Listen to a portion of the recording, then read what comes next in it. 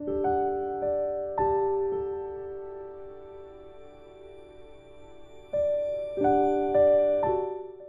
우리가 대하는 이 다니엘서 11장 네 번째 환상이 계속 이어져 갑니다. 다니엘은 바사왕 고레스왕 3년의 때에 환상을 보는 거예요. 주전 536년의 일입니다. 환상을 본 장소는 히데겔 강가라고 그랬는데 오늘날 티그리스 강이 되겠습니다.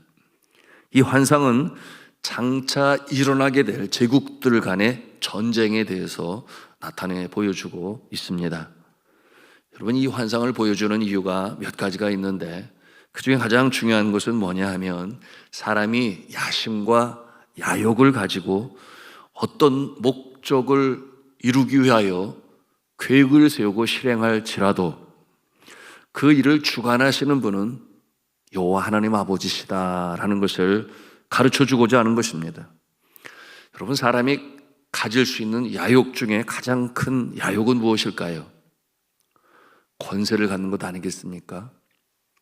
그 권세를 갖기 위하여 치러야 할 대가는 너무나 큼에도 불구하고 하지요. 전쟁이 바로 그것 아니겠습니까? 얼마나 많은 피해가 일어납니까? 무고한 백성이 죽습니다. 그 중에는 사랑하는 가족의 일원이 있을 수도 있어요. 얼마나 그처럼 공들여 세운 건물과 시설이 파괴됩니까? 전쟁이 왜 일어날까요? 말씀을 드린 것처럼 권력을 잡기 위한 전쟁이 있을 수 있습니다. 그런가 하면 독재로부터 유린당하는 이 백성들에게 자유를 주기 위하여 또는 자유를 지키기 위하여 그와 같은 전쟁도 있습니다. 그런데 그 이유가 어떻든 간에 하나님께서 창조하신 에덴 동산에는 전쟁이 없었어요. 하나님의 말씀을 거역하고 선악과를 따먹으로 말미암아 그 결과로 타락한 인간의 이 죄성, 그 죄성으로 인해 형 가인이 동생 아벨을 죽이는 것이 인류 역사 첫 번째 전쟁이 되었습니다. 이처럼 죄성으로 인해 시작된 전쟁으로 인해 세상은 완전히 멸망하는가? 인류는 멸종될 것인가? 그렇지 않습니다. 그러한 이유가 있어요. 그것은 뭐냐 하면 이 지구를 포함하여 우주 만물 모든 생명체에 창조하신 분이 누구신가? 여호와 하나님이세요. 그러므로 여호와 하나님이 주인이 되십니다. 그 권세가 누구에게 있는가? 하나님께 있습니다. 그런데 하나님께서는 자신이 창조하신 이 피조물의 세계를 포기하지 아니하시고 어떠한 사탄의 괴계로부터도 친히 지키시고 보호하시고 보존해 나가십니다. 언제까지 그렇게 하시는가? 새하늘 새 땅이 임하는 그날, 주님이 이 땅에 오셔서 심판하시는 그날까지 하나님께서는 피조 세계를 보존하시고 지키시고 그리고 본래 창조의 목적을 이루시기 위하여 주관하시는 것입니다. 어떻게 주관하시는가? 인간의 야욕이 극에 달하여 전쟁을 치르고 악이 기승하고 죄악이 관영하면 하나님께서 철퇴를 가하십니다. 하나님께서 창조하신 세계를 보존해 나가시는 거예요. 죄성이 가득한 인간의 자유의지는 끊임없이 더 큰 권력을 추구하지만 악이 성하여 창조의 세계를 깨뜨리는 것은 하나님께서 내버려 두시지 아니하십니다. 그러므로 그 예로 40일 죄하로 비를 내렸습니다. 홍수로 세상을 심판하셨죠. 노아와 그의 가족들 그리고 동물들이 다시금 땅을 밟기까지는 375일이 경과합니다. 그동안에 기식이 있는 생명체는 모두 죽었습니다. 죄악의 심판을 받고 멸절하였습니다. 그리고 살아계신 하나님의 공의가 나타났습니다.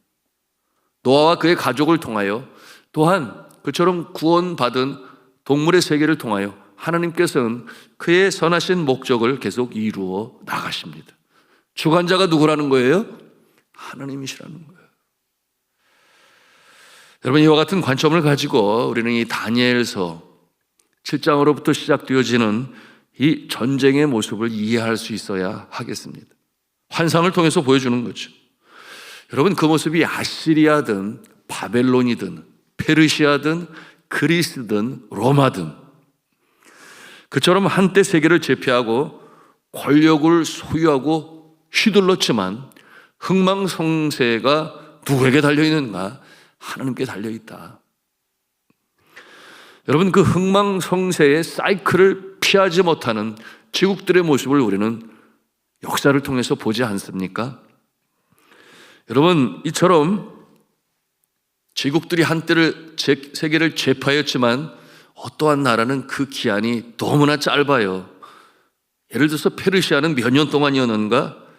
바벨론은 통치 기간이 불과 86년에 불과했습니다. 굉장히 짧지요. 그런가 하면 이어지는 페르시아는 존속 기간이 220년이었습니다. 여러분, 왜 그럴까요? 무소불위의 권력이 갖는 함정, 그 함정에 빠졌기 때문에 그런 거예요. 그 함정의 첫째 모습은 교만입니다. 하늘에 상전이 있음을 알지를 못해요. 그래서 자신이 최고라고 여기니까 겁이 없어지고 교만하여 자신의 뜻을 관철하려고 하는데 어느 누군가가 반대편에 서 있다고 한다면 칼을 휘두르는 것입니다. 그러나 여호와 하나님 보시기에 영 아니면 그 권력은 결국 비참하게 끝이 나고 맙니다. 두 번째는 탐욕이에요.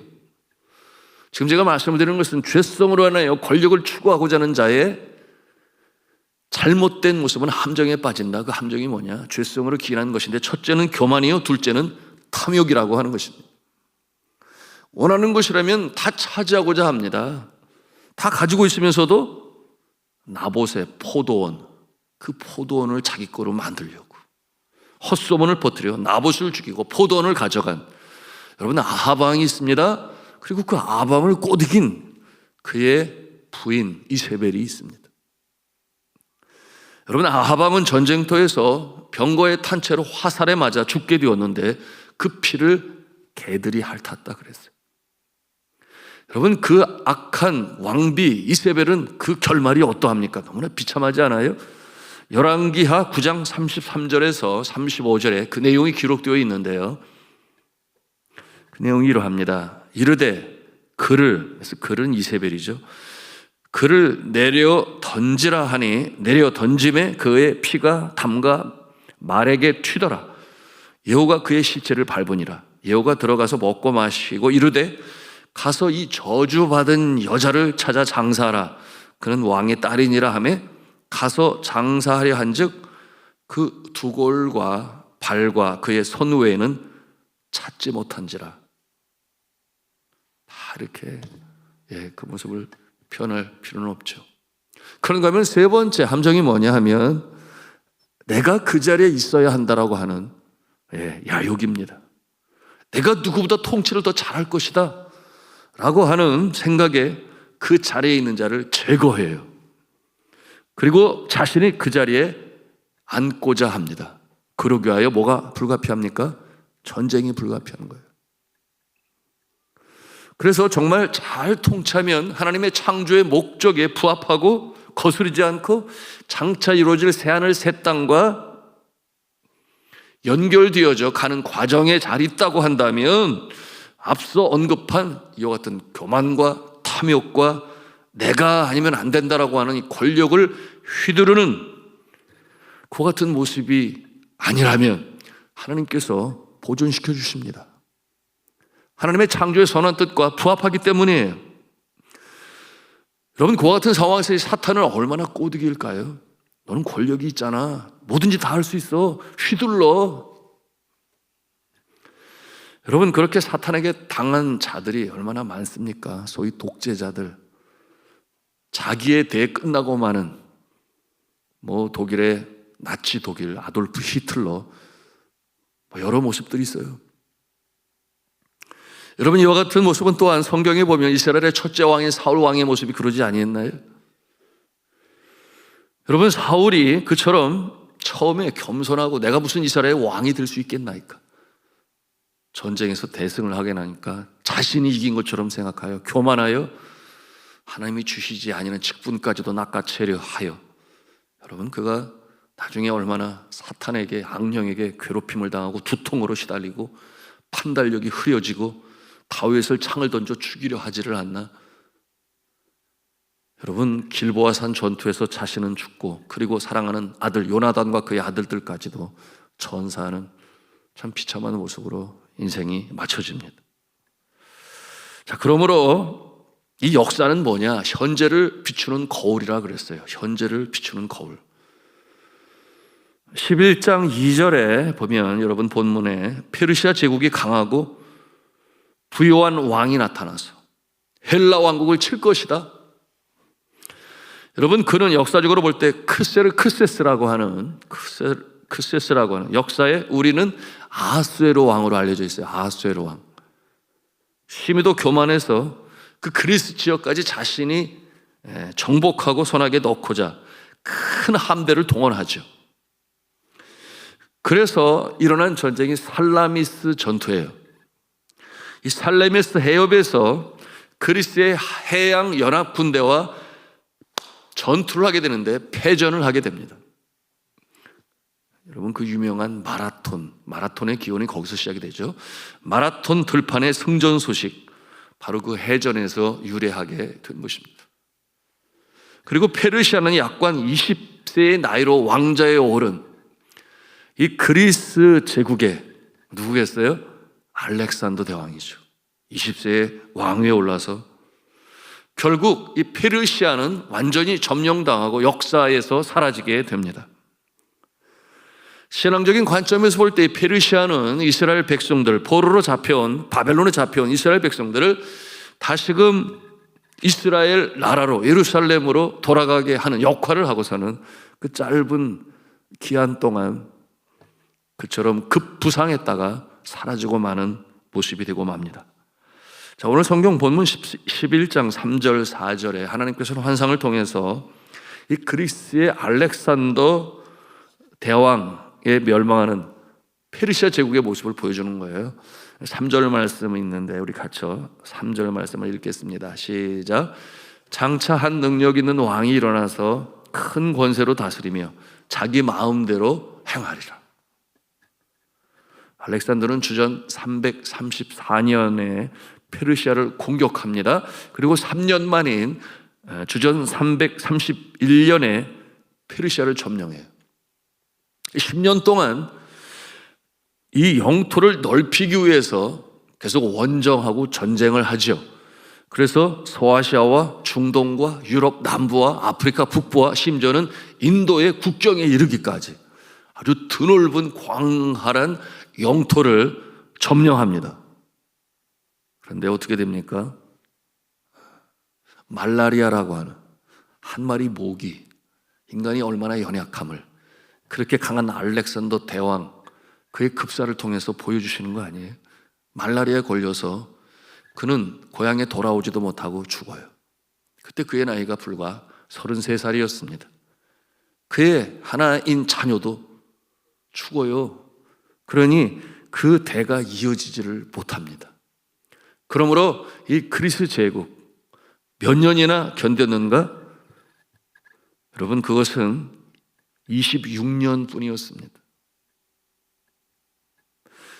여러분 알렉산더는 13년을 다스렸고 그의 아버지 필립이 23년을 다스려서 여러분 그와 같은 모습이 되고 말았습니다. 그러니까 36년이 되겠군요. 여러분 하나뿐인 그의 아들 알렉산더 4세는 살해당하여 왕자를 이어가지 못합니다. 이 분열하는 모습을 다니엘은 환상을 통해서 보는 거예요. 11장 4절의 내용 뭐라고 써 있습니까? 기록한 내용 읽겠습니다. 시작. 그러나 그가 강성할 때 그의 나라가 갈라져 천하 사방에 나뉠 것이다. 그의 자손에게로 돌아가지도 아니할 것이요 또 자기가 주장하던 권세대로도 되지 아니하리니 이는 그 나라가 뽑혀서 그 외에 다른 사람들에게 돌아갈 것임이라. 여러분 이후 나라는 이 알렉산더 왕 아래에 있었던 4명의 장군에 의해서 나라가 4분 5열 됩니다. 그래서 제국은 무너지고 이제 시작되는 것이 헬레니즘 시대가 시작되는 거예요. 그 내 지도자에 의해서 영토가 나는 그리스 제국은 마케도니아, 라시마코스, 셀레우코스, 그리고 프톨레마이오스라고 하는 이름의 나라로 나누어지게 됩니다. 이렇게 4분 5열하고 서로 전쟁하는 그 같은 내용들이 이제 5절부터 20절까지 쭉 환상으로 하나님께서 보여주시는 거예요. 그 나라 중에서 두 나라가 이제 굉장히 흥왕하게 되는데요. 하나는 이집트 땅을 중심으로 한 프톨레마이오스, 그리고 또 한 나라는 바벨론을 중심으로 하는 셀레우코스 왕조예요. 셀레우코스 왕조가 예루살렘, 하나님의 택한 백성이 있는 이 이스라엘 땅을 포함하여 시리아 땅까지 점령하게 되는데요. 그런데 이 셀레우코스 왕조에서 유대 역사의 가장 악명 높은 왕이 등장합니다. 그가 누구인가? 안티오쿠스 4세라고 그래요. 흔히들 안티오쿠스 에피파네스라고 그렇게 이름 부릅니다. 그는 적그리스도를 상징하는 예표적인 인물이에요. 얼마나 끔찍한 일을 행하였는지, 여러분 그 모습이 오늘 성경에도 보여주고 있는데요. 오늘 21절부터 35절까지 그는 북방왕으로 표현이 되고, 그가 일으키는 전쟁, 또 성전에서 행하는 아주 신성모독적인 행위, 미리 환상으로 하나님께서 보여주는 거예요. 31절에 보니까 뭐라고 그랬어요? 우리 31절을 읽습니다. 시작. 군대는 그의 편에 서서 성소 곧 견고한 것을 더럽히며 매일 드리는 제사를 폐하며 멸망하게 하는 가증한 것을 세울 것이며, 이것이 예루살렘 성전에서 일어난 일이에요. 그가 죽은 주전 163년까지 유대인들을 아주 참혹하게 죽였습니다. 그럼 주전 169년에 예루살렘 성전을 약탈하였고, 주전 167년 12월에 그 성전 안에 그가 섬기는 그리스의 제우스 신상을 두게 됩니다. 거기에 제단을 쌓아요. 그리고 유대인들이 불결하게 여기는 짐승 뭐겠습니까? 돼지를 잡아서 그 성전에서 제사를 드려요. 그런가 하면 유대인들이 가지고 있는 이 음식 코드가 있지 않습니까? 먹어야 될 음식, 먹지 말아야 할 동물 뭐 이런 거 있어요. 그것에 그런 것도 지키지 않게 하고 억지로, 그리고 할례 받지 못하게 하고 안식일 지키지 못하게 하고 명절 절기들도 지키지 못하게 합니다. 그리고 유대 백성들이 반역을 일으켰다 그렇게 여겨서 그들을 무참히 학살하는데요. 젊은이, 노인, 여자와 어린이 학살, 처녀와 유아를 토살했는데요. 사흘 동안 8만 명이 사망을 했어요. 그리고 4만 명이 폭력적인 죽음을 맞았으며, 그리고 같은 수의 사람들이 노예로 팔려가야만 했습니다. 엄청났죠. 그가 어떻게 되겠습니까? 하나님께서 가만히 계실까요? 그럴 리 없죠. 마카베오라고 하는 천주교에서 읽고 있는 정경이 아닌 외경, 정경은 제대로 된 성경, 외경 그 밖에 있는 마카베오의 그 역사의 기록이 있어요. 거기 9장 5절에서 9절에 따르면 그는 안티오쿠스 4세 에피파네스죠. 그는 신이 내린 질병으로 사망했습니다. 그 기록 내용, 얼마 전까지만 해도 초인적인 오만함으로 바다의 파도를 주의하고 높은 산을 저울에 달 수 있다고 생각했던 자가 땅으로 쓰러져 들것에 실려 다니게 되었으니 이는 하나님의 권능을 모두에게 나타내 보여주신 일이었다. 그리하여 그 불경한 자의 몸에는 벌레가 들끓고 그는 여전히 고통 속에서 살아가고 있는 동안 그의 살은 썩어갔으며 그 악취 때문에 온 군대가 그의 부패의 혐오감을 느꼈다. 결국 이 나라는 로마 제국에 망하게 됩니다. 말씀을 맺습니다. 여러분, 눈에 보이는 세상의 모습이 있습니다. 그것을 가리켜 역사라고 그러죠. 사람들에 의하여 기술하여 역사가 되었습니다. 그런데 눈에 보이지 않는 또 다른 힘과 손길이 있으니 그 모습은 바로 하나님이세요. 역사의 배후에 실제로 역사하시는 하나님이 계시다. 여러분, 이것을 우리는 다니엘을 통해서 배우는 것입니다. 악이 너무 관영하고 겁이 없이 세워져가는 하나님의 나라에 역행을 하면서 행하게 되면 하나님께서 심판하시고 철퇴를 가하십니다.